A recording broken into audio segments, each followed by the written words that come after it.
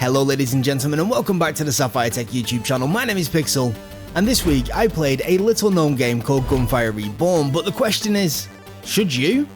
Let's find out, shall we?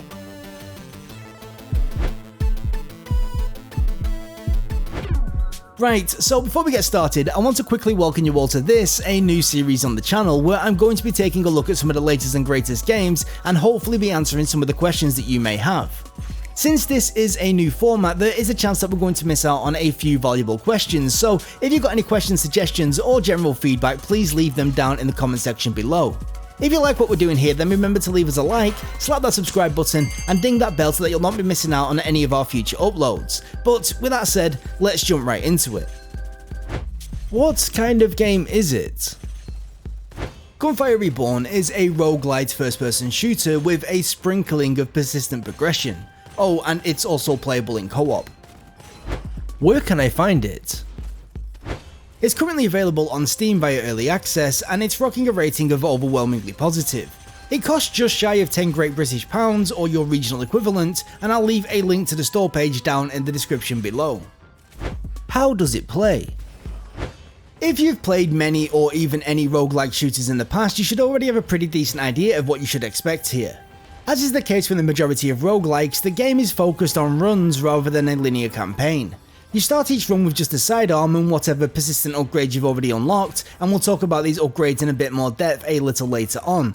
But anyway, as you progress through the run, you'll come across lots of loot which will range from various weapons and scrolls right down to hero specific upgrades. All this loot is tied to your current run, meaning that once it's over you will lose everything and start the next run from scratch.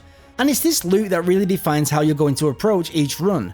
For instance, on one occasion you may come across a couple of scrolls that buff lightning damage, rate of fire and ammo efficiency, so you decide to stick with a weapon like the Thunderclap Glove, which is a lightning weapon, so it makes sense.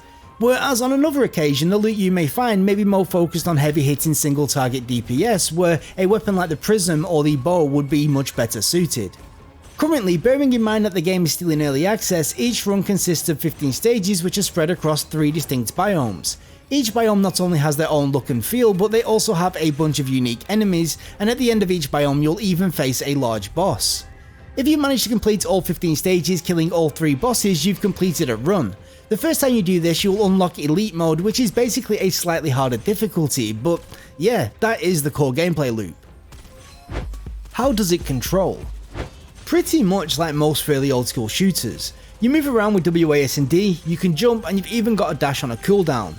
There's no sprinting or even crouching, and to be honest you move fairly slowly, at least until you pick up some scrolls later on which will speed things up a little. Your jump is pretty high though, not ridiculous, but the game does have almost full air control, meaning that you can easily shift directions while floating in the air. Thankfully input latency seems low, and I never really had a problem aiming beyond my own inability. The one complaint that I do have about the movement is the lack of coyote time, meaning that as soon as your feet cross a ledge you lose the ability to jump, which can lead to some really frustrating moments during the game's optional movement puzzles. For some reasons it feels like the camera is just a little bit too far back into the player model, making it incredibly awkward to judge edges without looking down. By no means is this a deal breaker, but it's something that could and should be easily improved. How is the gunplay? It's a bit of a mixed bag really, though that is most likely a side effect of having around 3 dozen weapons that each have countless variations due to randomized inscriptions. Some, if not maybe the majority of these, do feel pretty decent, however some just feel, well, really off. Most weapons are projectile based, which means that you're going to have to compensate for enemy movement and the projectile's travel time. I'm pretty sure that most, if not all enemies excluding those that swarm, have a weak spot which allows you to deal significantly more damage when hit. Some weapons even have additional fire modes, further expanding on your options. You can carry 2 weapons at any one time, and you will always have access to a third sidearm which you have equipped from the start. If anything, I'd say it's the feedback that the weapons give that really carries the overall gunplay.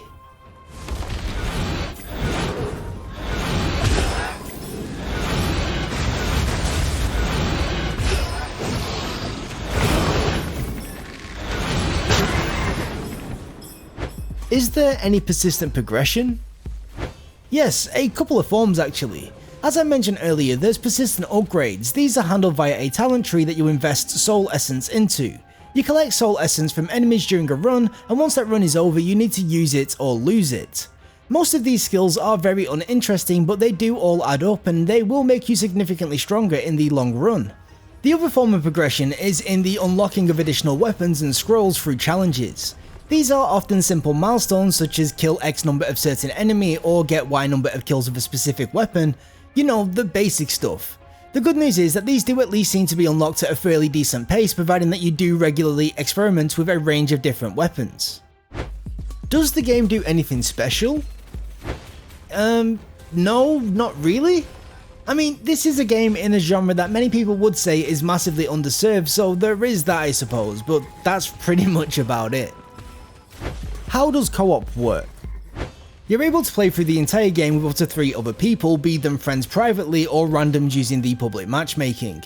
Though you do need to have reached level 10 before you can use the public matchmaking feature, which will most likely take you a couple of hours of solo play. Once you're in a party, the game will scale up the challenge a little by adding a few more enemies and increasing their stats. If a party member goes down, you'll have a short amount of time to revive them. If you don't manage to get that revive, you'll have to wait until you reach the next biome or until you can buy them back at a peddler. Truth be told, the punishment for death in co-op can seem overly harsh, not on the remaining players but rather on the player that died. This is not only because they miss out on valuable upgrades while they are waiting to respawn, but depending on where they died and their teammates' financial situation, it's possible that they're going to be sat in spectator mode for upwards of 15 minutes, which is simply not fun. I'd be very surprised if we don't see this tweaked heavily in a future update. Look, I know that death is supposed to be punishing and thankfully this isn't a frequent problem, but when it does happen, it can be super frustrating for everybody involved. Is the game difficult? Now, this is a really tough question to answer. You see, as is the case with most roguelites, difficulty can swing wildly based purely on RNG. Sometimes you're going to get lucky and be able to build a powerful synergy right from the very start of a run, allowing you to face roll pretty much everything that you're going to come across. Whereas other times you're going to be forced to struggle through the game with a bunch of loot that is simply incompatible with each other. When you first start playing, it can feel nigh on impossible. Not only are you heavily restricted in terms of what weapons and scrolls you've got access to, but you also have an awful lot to learn. Worst of all, however, is just how squishy and weak you are due to the lack of persistent upgrades. I'm not exaggerating, there's upgrades that give you damage reduction, boost your own crit damage, increase the number of grenades you can carry, and even allow you to earn more coin by hitting weak spots.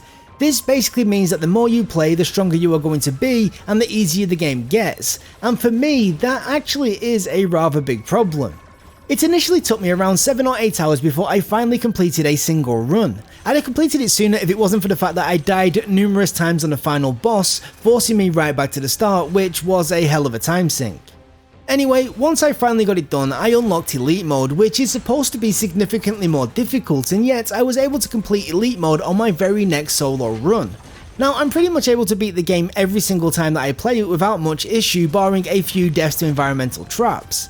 I don't actually have any idea what the Elite Mode is supposed to change outside of a couple of differences to the level design. I mean, honestly, I really couldn't notice much difference between the two difficulty modes. Is the game like anything else I may have played? You won't have to go far in order to find plenty of people comparing Gunfire Reborn to Borderlands, and in a way I can kinda see why, at least on a surface level. First person shooter? Check. Playable in co-op? Check. Cartoony art style? Check. Random weapon stats? Check. Massive damage numbers? Check. I mean, it even uses an almost identical elemental damage system, so it's pretty similar, right? I mean, that is until you look below the surface and realise that the two games are really nothing alike at all. Roguelites share a lot in common with action RPGs in general, as does Borderlands, and so many of these similarities are more or less rooted in the genre itself rather than being game-specific features, even if Gearbox would like you to believe that many of these features were unique to Borderlands.